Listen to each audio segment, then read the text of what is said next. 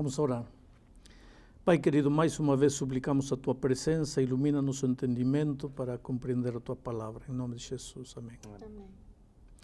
Vamos falar do tema do juízo agora.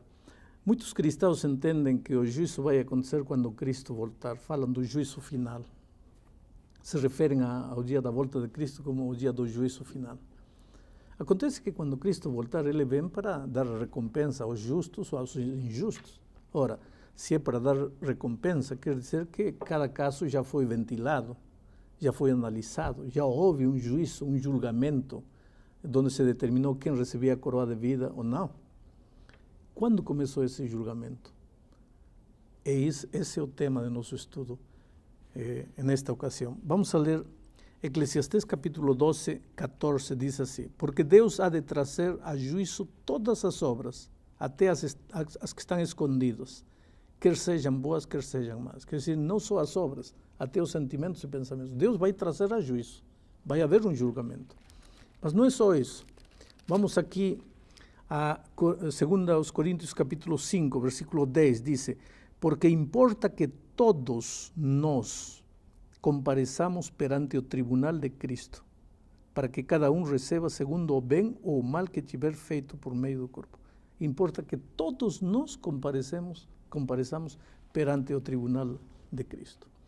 Agora, Atos capítulo 17, versículo 31, diz: por quanto estabeleceu um dia em que há de julgar o mundo. Quer dizer que o dia do julgamento já está estabelecido. Há um dia em que vai começar esse juízo. E não é por ocasião da volta de Cristo. Por ocasião da volta de Cristo será a entrega da recompensa. Mas há um dia prévio à volta de Cristo em que começará o julgamento. Quando é esse dia? Para entender isso, temos que ler necessariamente o que diz Daniel, capítulo 8, versículo 14. Diz assim: ele me disse, até 2300 tardes e manhãs, e o santuário será purificado. Por isso é que nós tivemos que estudar o tema do santuário num estudo passado. Existe um santuário lá nos céus. O santuário de Israel na terra foi feito seguindo o modelo mostrado por Deus a Moisés. Que modelo? O modelo do santuário celestial. Existe um santuário verdadeiro lá nos céus. Tem muito cristão que não entende isso, mas, como vimos na lição passada, é contundente, claro e cristalino. A Epístola de Hebreus nos fala de um santuário nos céus. Muito bem. Aqui Daniel diz que esse santuário será purificado. Mas o que quer dizer que o santuário será purificado? Para isso temos que entender como era purificado o santuário de Israel nesta terra. Levíticos 16, 29 e 30. Permítanme ler aqui. Levíticos 16, 29 e 30. Diz assim: isso vos será por estatuto perpétuo. No 7º mês, aos 10 dias do mês, havia um dia determinado. No 7º mês, aos 10 dias do mês, afligireis a vossa alma e nenhuma obra fareis, nem o natural, nem o estrangeiro que peregrina entre vós. Porque naquele dia se fará expiação por vós, para purificar-vos, e sereis purificados de todos os vossos pecados perante o Senhor. Os israelitas chamam a este dia o dia do Yom Kippur, ou seja, o dia do julgamento, o dia da purificação, o dia da expiação. O santuário de Israel nesta terra era purificado no dia do juízo, no dia do Yom Kippur, no dia do julgamento. Ora, quer dizer que o santuário celestial lá na terra também será purificado num dia especial determinado para isso. E Daniel nos mostra qual é esse dia. Diz, até 2300 tardes e manhãs. Esta é uma profecia muito comprida, que eu não tenho tempo para explicar agora. Mas esta profecia começa a correr a partir do ano 457 a.C. E se contarmos de aí para aqui, vamos ver que termina exatamente no dia 22 de outubro de 1844. Esse dia, de acordo com o que diz a profecia, o santuário seria purificado. Ou seja, o julgamento começaria lá nos céus. Sabem uma coisa? A humanidade não sabe. Este é um tema completamente desconhecido pela humanidade. Mas o 22 de outubro de 1844, enquanto todo mundo estava distraído, jogando bola, comprando, vendendo, lá nos céus estava começando o dia do julgamento da humanidade. A começar por Adão, Eva, Caim, Abel, um por um. Todos os seres humanos começaram a ser julgados. E quando terminar esse julgamento, então Cristo voltará a esta terra. Neste momento, o juízo está em plena execução. Está sendo realizado, os livros estão abertos, o juízo começou. Pastor, uma primeira dúvida, que a gente tem algumas, não é, Omar? O senhor falou no comecinho que nesse julgamento, todos os nossos pensamentos, ações, atos, enfim, palavras, tudo vai ser julgado. Mas nós estudamos agora há pouco que seremos salvos pela graça. Então, por que eu tenho que ser julgada pelas minhas obras? Veja, tudo que você fez desde que nasceu está registrado nos livros da vida dos céus. Tá? Mentiu, roubou, assassinou, fez isso, fez aquilo, fez outro, papapá. Você encontrou a Cristo e aceitou a graça? Então está escrito aqui ao lado. Apesar que Márcia fez tudo isto, aceitou Jesus, a salvação pela graça, perdoada. Mas está escrito. Mas você está perdoado. E pela graça. Não pagou nada para isso. Agora, se você não aceitou Cristo, fez tudo isso e não aceitou a graça, condenada.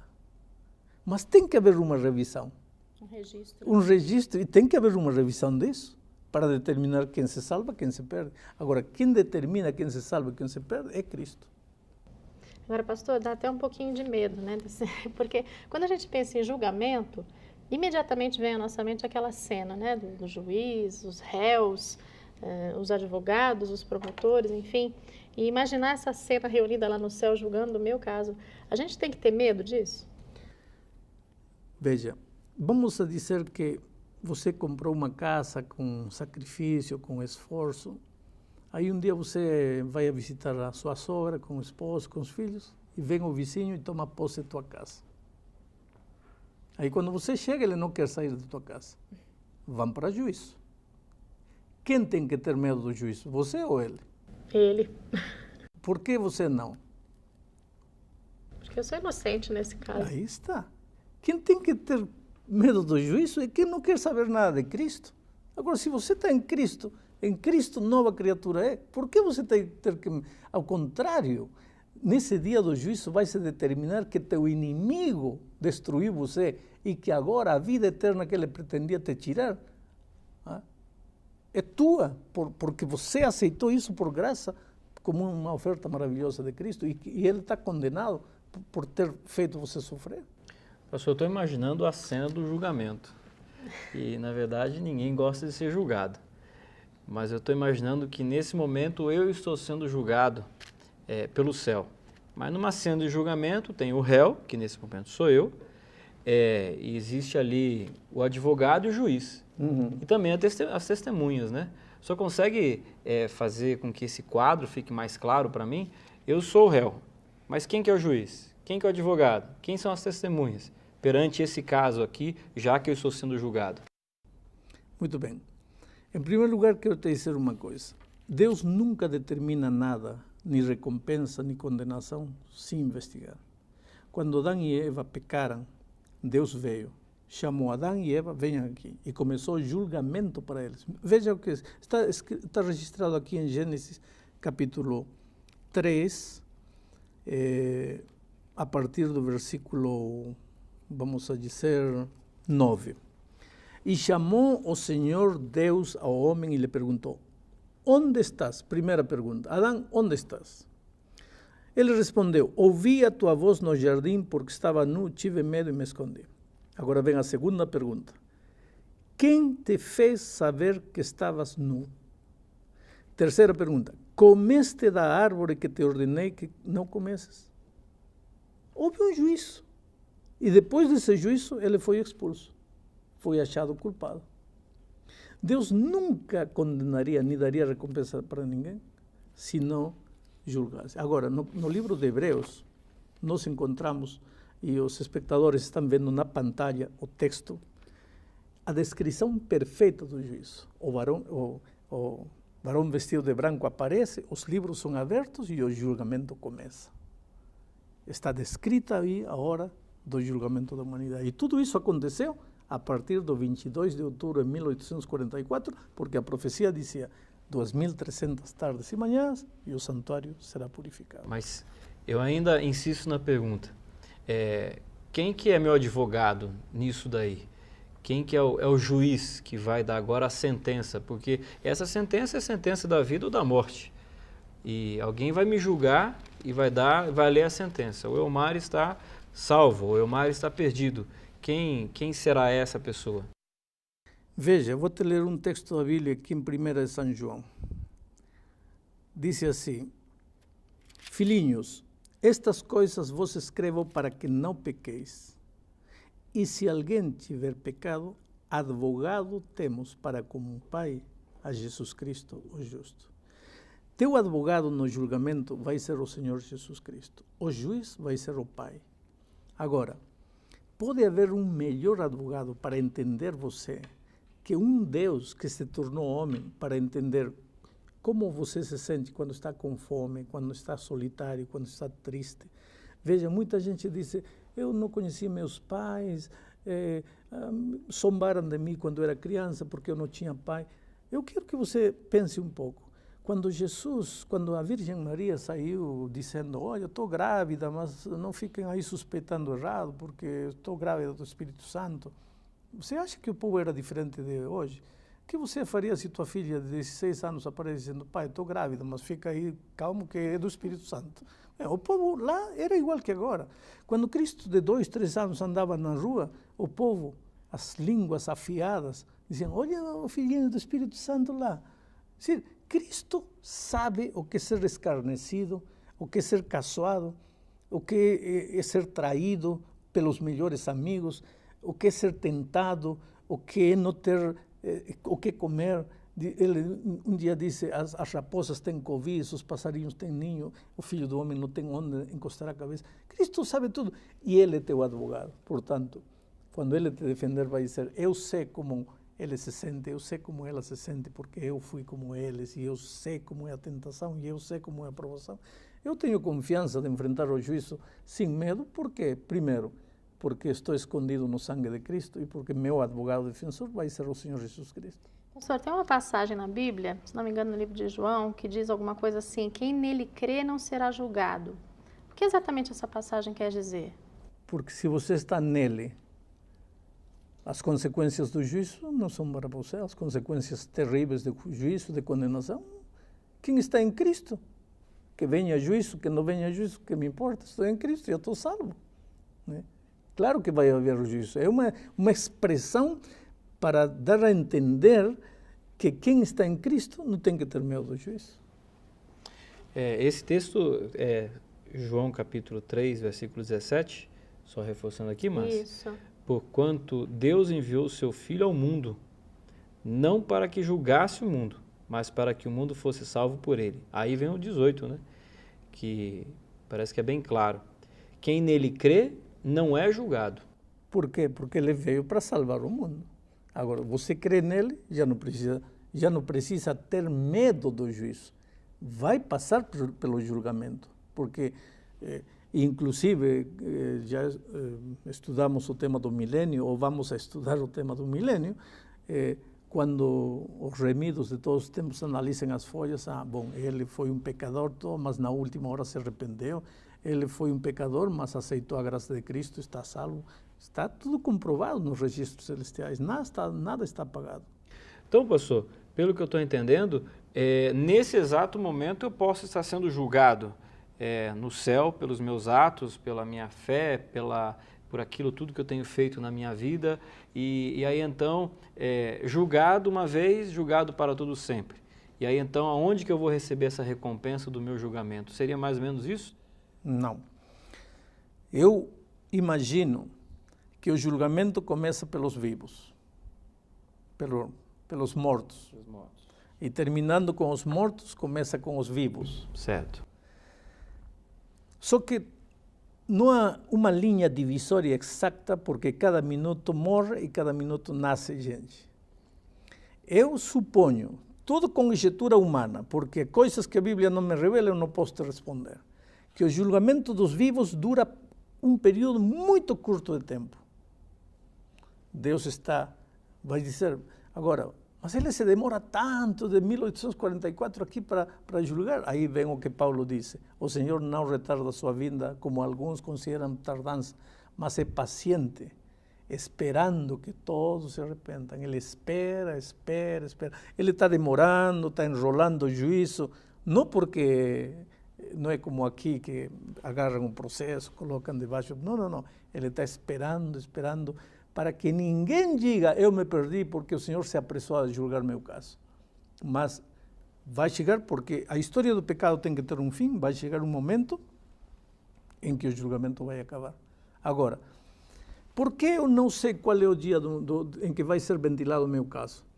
Porque se eu soubesse que meu caso vai ser ventilado 14 de outubro do ano 2008, então até o 13 de outubro de 2008 vou viver a vida perdida, e o 14 me arrependo e estou salvo. E não é assim. Cristo, sua vinda vai ser surpressiva, seu julgamento para mim vai ser surpressivo. Eu sei que em qualquer momento posso ser julgado, portanto tenho que estar vivendo cada dia escondido nos braços maravilhosos de Cristo, que é minha única segurança para o julgamento. Pastor, uma coisa é certa, né? Quando Jesus voltar, é sinal de que todos os casos foram passados no juízo celestial. Não é? E a partir daí, acabou, não há mais chance para mais ninguém? A Bíblia parece que fala alguma coisa sobre mais um juízo? Apocalipse não. Eu não encontro na Bíblia que diz que tem mais um juízo. Diz, aquele que é justo, continua justo. Aquele que é injusto, continua injusto. Acabou. Se fechou o tempo da graça, terminou o juízo, tchau. Já não tem mais julgamento. Hoje é o dia de boa nova. Hoje é o dia de salvação. E o interessante disto é que ninguém sabe quando. Portanto, cada minuto da vida tem que ser um minuto de permanente entrega, de permanente dedicação ao Senhor Jesus Cristo. Pastor, o senhor conversou com a gente, ou está conversando nessa lição a respeito do juízo. E algumas lições atrás nós conversamos sobre a questão do santuário, né? O santuário na terra, o santuário no céu.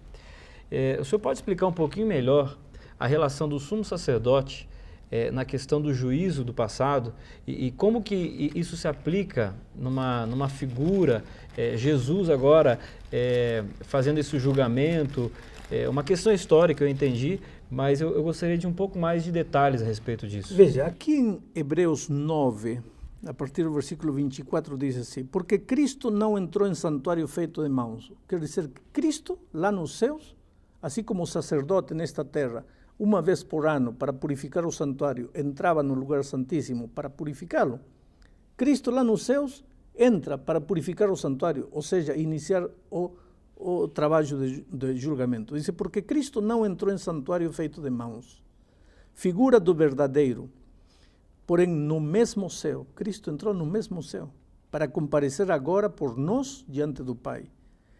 Nem ainda para se oferecer a si mesmo, muitas vezes, como o sumo sacerdote da terra, cada ano entra no santuário dos santos com sangue alheio, sangue do Cordeiro. Ora, neste caso, seria necessário que Jesus tivesse sofrido muitas vezes desde a fundação do mundo. Agora, porém, ao se cumprirem os tempos, se manifestou uma vez por todas para aniquilar pelo sacrifício de si mesmo o pecado. Então está claro aqui que o Senhor Jesus entra no santuário celestial para a purificação do santuário, ou seja, a erradicação dos pecados definitivamente. Pastor, a justiça na terra, ela é infelizmente tão falha, não é verdade? Eu posso confiar plenamente na justiça do céu? Com toda certeza, porque quem vai te julgar é um Deus perfeito que não conhece erro. E é por isso, querido, que diante da perspectiva de um juízo, ninguém tem que ter medo. Eu acho que deve inundar teu coração um sentimento de paz, de certeza, de segurança, de confiança no amor maravilhoso de Deus para com você. Deus te abençoe.